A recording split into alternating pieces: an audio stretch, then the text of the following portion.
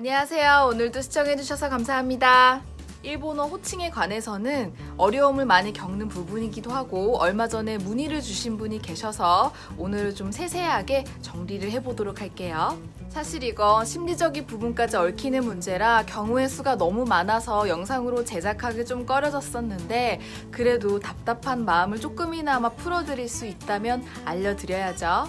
우선 일본어는 남성어와 여성어로 구분이 됩니다. 우리가 교재로 공부하는 건 여성어이고요.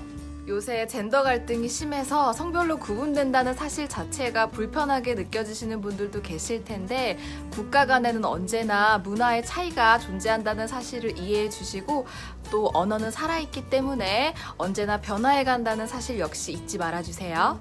제가 일본에서 자라면서 호칭에 대해 별도로 교육을 받은 기억은 없어요. 또 이 분야에 대해서 교육자의 지도 지침이 세분화되어 있는 것도 아니라는 사실을 미리 알려드릴게요. 성별을 구분 지으면서 본인을 가리키는 대표적인 1인칭 대명사로는 와타시, 보쿠, 오레가 있습니다.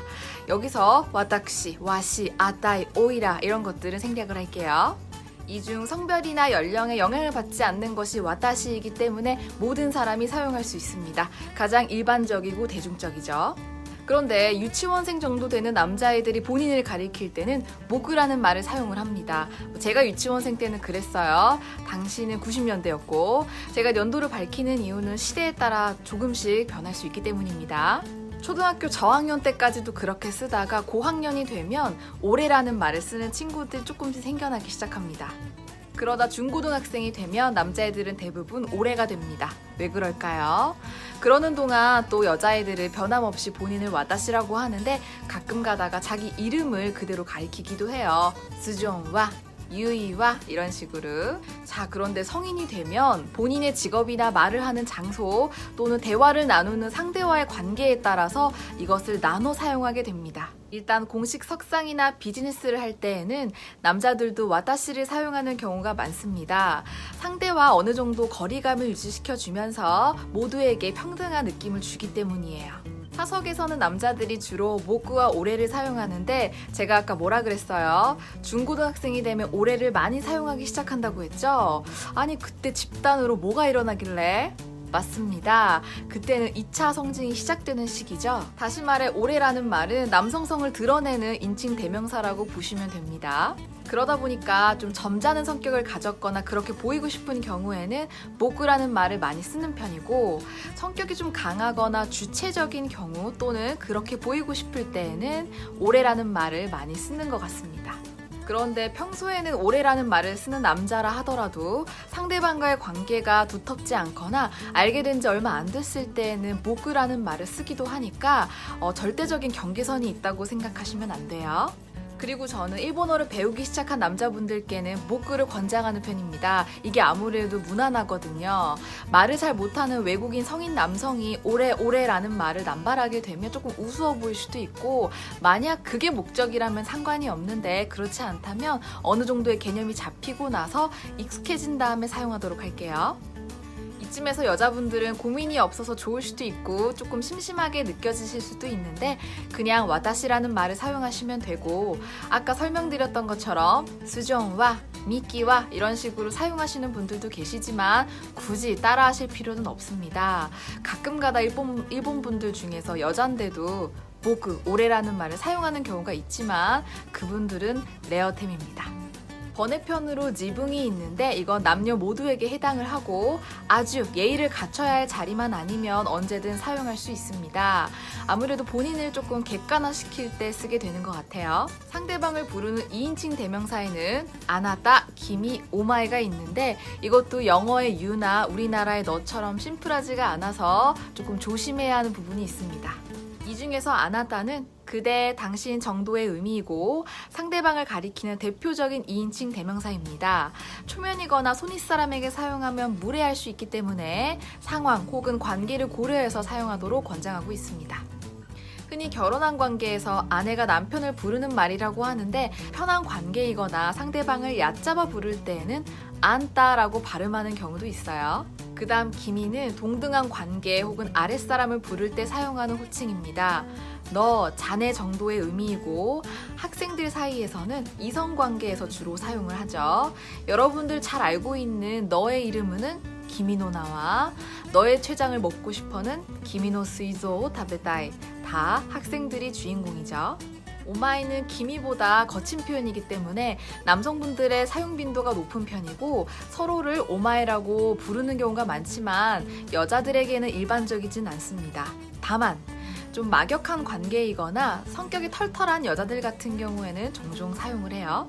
그런데 이성 관계에서는 심리적인 영향을 많이 받는 말인 것 같아요. 저는 성인이 되고 나서는 오래 알고 지낸 친한 친구 이외에는 저한테 오마이라고 하는 일본인 남자를 만나본 적은 없어요.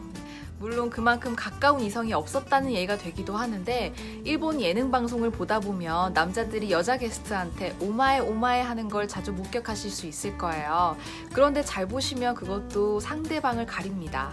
물론 아무에게나 오마에를 남발하는 캐릭터도 있지만 그게 일반적이라고 할 수는 없어요. 웬만큼 상대방과의 관계가 가깝지 않고서는 함부로 대한다는 느낌을 줄 수 있기 때문에 조심하는 편이 좋습니다.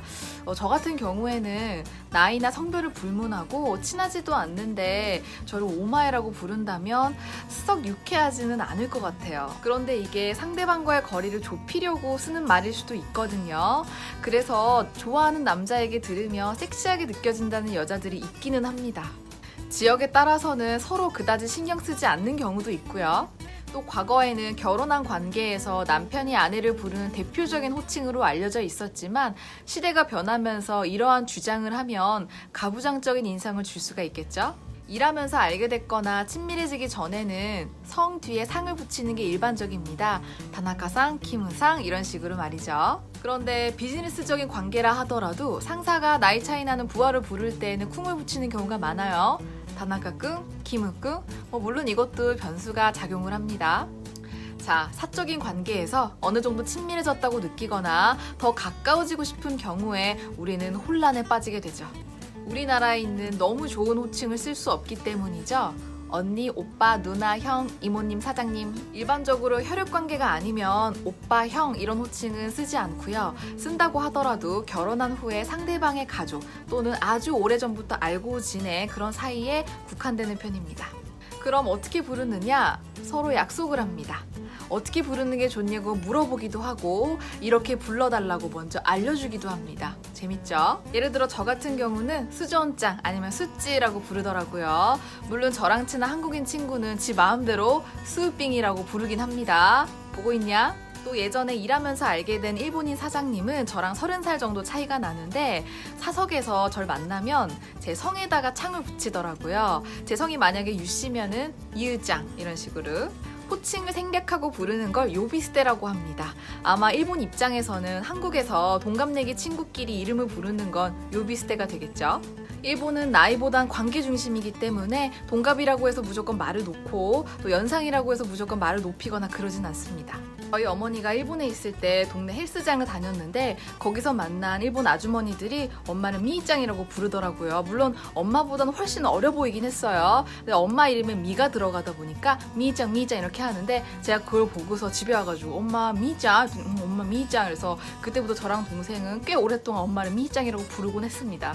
동성끼리도 웬만해서는 요비스테를 하지는 않아요. 물론 외국인은 예외가 될 수 있지만 창을 붙이던 쿵을 붙이던 애칭을 쓰든 하는데 만약 아무것도 붙이지 않고 이름만 서로 부른다면 그건 오래된 친구이거나 연인이거나 혹은 가족이거나 그런 굉장히 가까운 사이라는 걸 알 수 있습니다. 그래서 상대방이 나를 부르는 호칭만 봐도 관계의 진전도를 알 수 있달까? 반대로 가까워지고 싶으면 호칭을 바꿔보는 것도 하나의 방법이 되겠죠? 짠! 오늘은 여기까지입니다. 설명을 듣기 전보다 머릿속이 더 복잡해지셨을 것 같은데 사실 이거는 어학의 일부분에 그치지 않고 성별과 대인관계에 따른 심층적인 심리가 밀접하게 연관되어 있다는 점을 알아두셨으면 좋겠어요. 그럼 어느 정도의 개념 정리가 되셨을 거라고 믿고 저희는 다음 시간에 뵙겠습니다. 미나상今日もお疲れ様でした. 자, 마다네!